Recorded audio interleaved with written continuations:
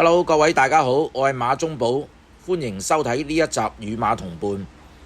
本集內容純屬個人觀點及分享，並不構成任何建議。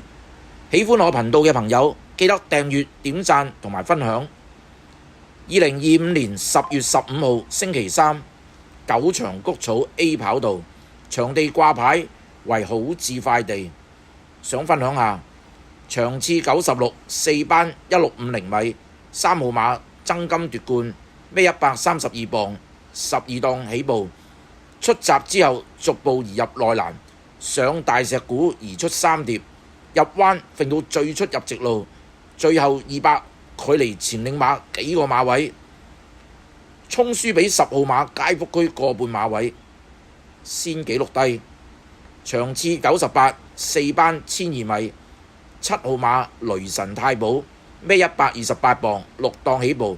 臨場3.6倍大熱門，最後200掙位出嚟，3隻馬一齊衝，輸避，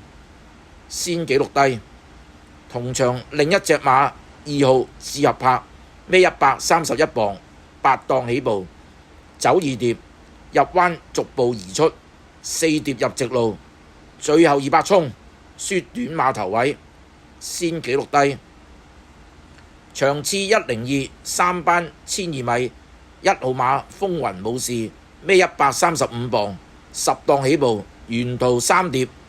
上大石鼓也有，掟個闊彎入直路，單騎表演輸頭位，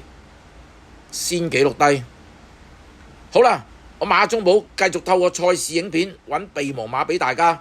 記得訂閱、點讚同埋分享，下次見。